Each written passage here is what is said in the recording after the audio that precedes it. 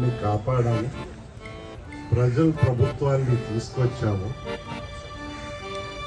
ప్రజాప్రతినిధులు ప్రజల కోసం పని చేయడం ప్రారంభించారు. గతం గురించి మనం పోల్చుకోక్కర్లేదు, కానీ మర్చిపోతే ఒక బాధే. ఆ రోజున్న నాయకులు ప్రజలకి గడిచిన ఎన్నికల్లో ఏమన్నారు? మీ అందుబాటులో ఉన్నాము, మీరు భోజనాలకి పిలిస్తే మేము రాలేదా? మీ పెళ్లి పేరంటాలకి పిలిస్తే మేము రాలేదా?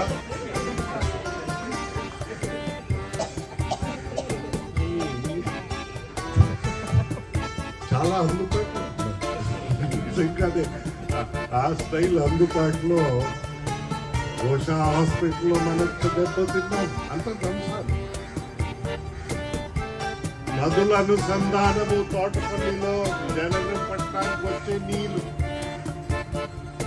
రాణి కంటే చేసేస్తాం. చాలా అందుబాటులో. బీసీ హాస్టల్లో ఆ పిల్లలు ఎలా బ్రతకాలో తెలియదు.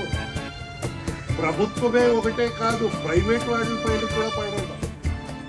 16 నెలలు ఇక్కడ హిమాచలం బోర్డింగ్ హౌస్ లో ఒక గింజి భోజనం కూడా ఆ పిల్లలకి పెట్టకుండా అడ్డు తగలడం. ఇది మనం మర్చిపోతే మళ్ళీ అలాంటి మహానుభావులే వస్తారు. అందుబాటు అంటారు. అలాంటి ఏంటంటే అన్ని రాజ్యాంగంలో మద్యపానాన్ని నిషేధిస్తామని ఇంకా 25 సంవత్సరాలు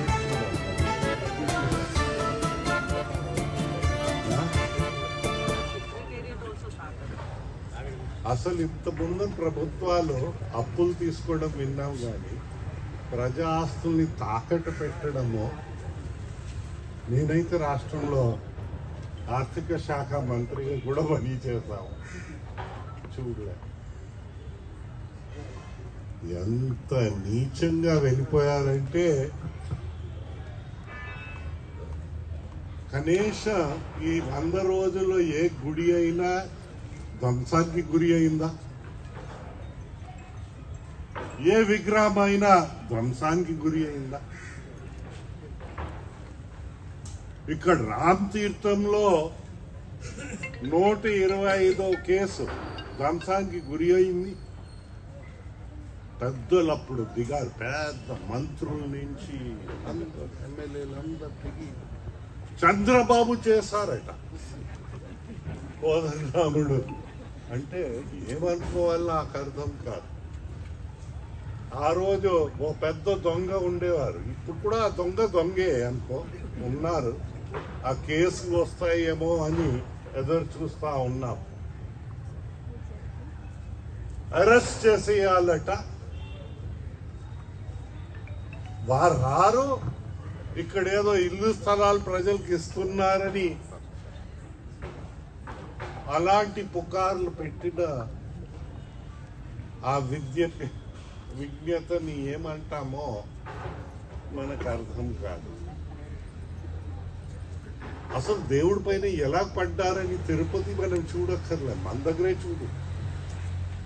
మన పైడితల్లి అమ్మవారి గుడికి 5 సంవత్సరాలు దాని గోడకి సున్నం లేకుండా భక్తులు డబ్బు ఇచ్చినా, చైర్మన్ గా ఎంత గొడవ చేసినా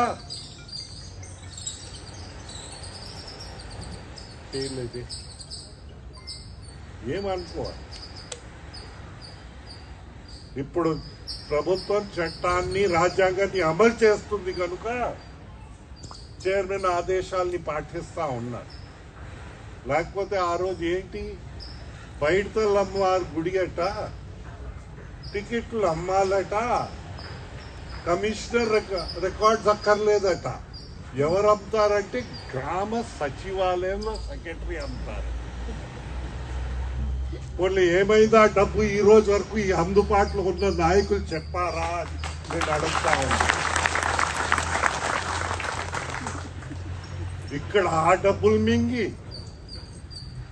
200 ధ్వంస కేసులు రాష్ట్రమంతా చేసి ఒక్కరిని కూడా పట్టుకోకుండా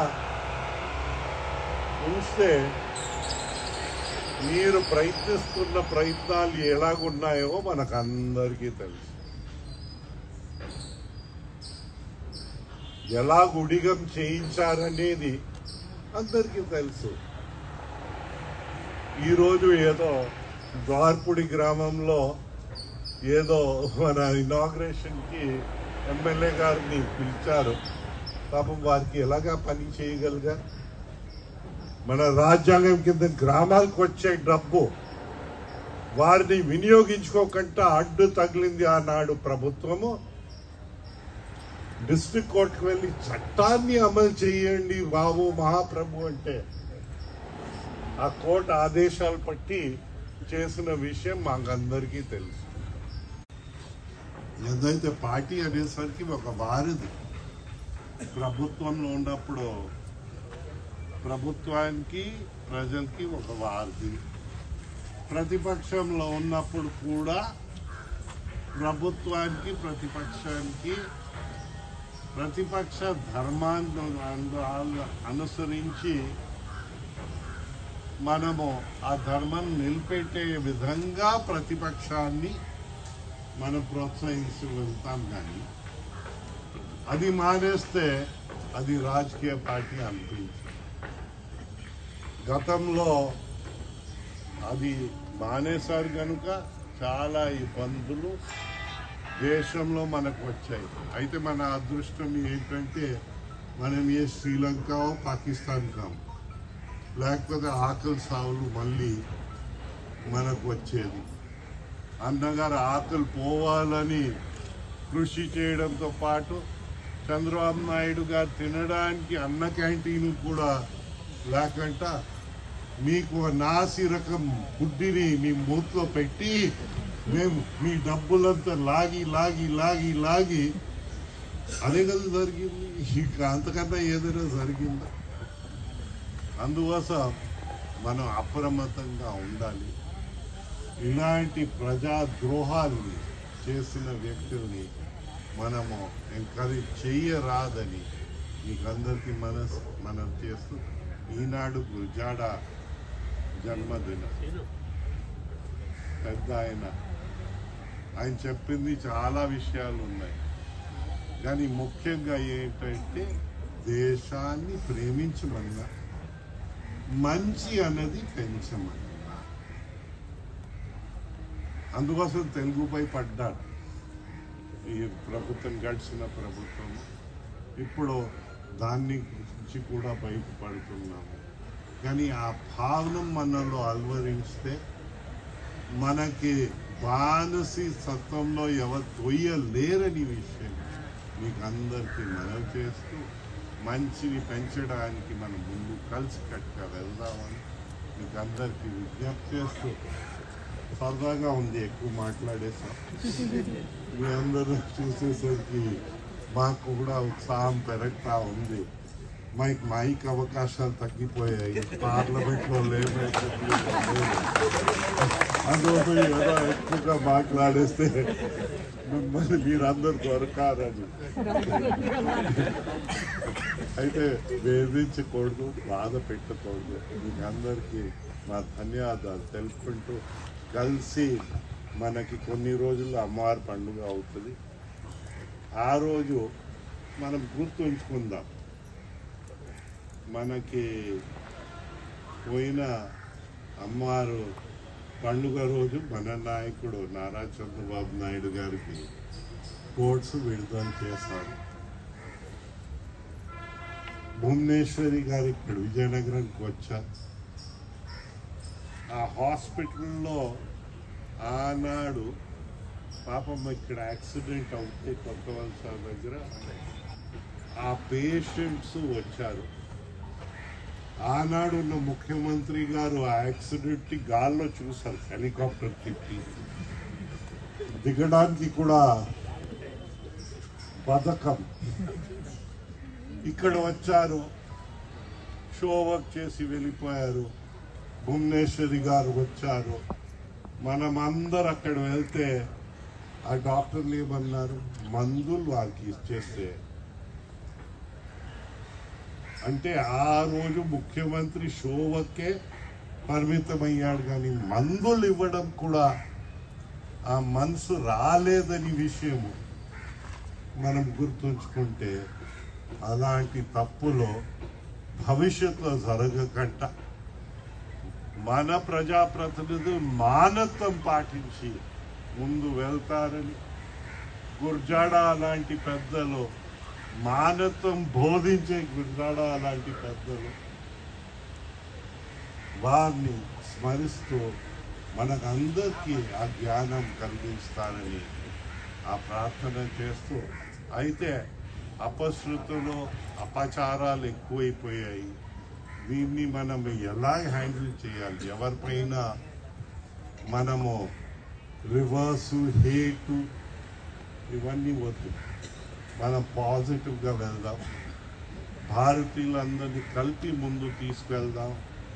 గతంలో చాలామంది చాలా మతాలు చెందిన వాళ్ళు మనకి ముఖ్యమంత్రులుగా, ప్రధానమంత్రులుగా హిందూ ఉండవచ్చు, సిక్ ఉండవచ్చు, క్రిస్టియన్ ఉండవచ్చు. మన రాష్ట్రానికి కాసు బ్రహ్మానంద రెడ్డి గారు, ఆయన కూడా క్రిస్టియనే. అయితే ఆయన ఉన్న సంవత్సరాల్లో ఇంకొక మతాన్ని వేధించలేదు. ఆయన ఎవరి నమ్మకాలు వారి ప్రకారంగానే వెళ్తారు.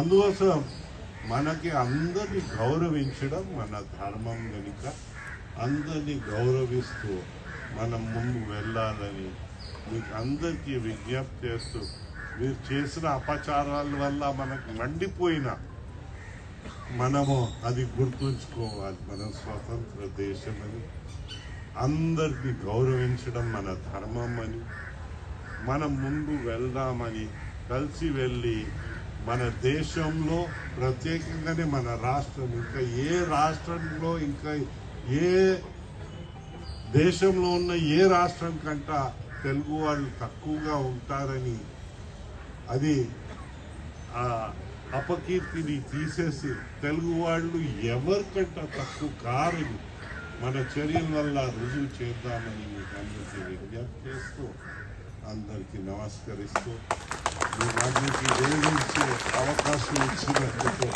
మీకు అందరికీ నా ధన్యవాదాలు తెలుపుకుంటూ సెలవు తీసుకుంటాను.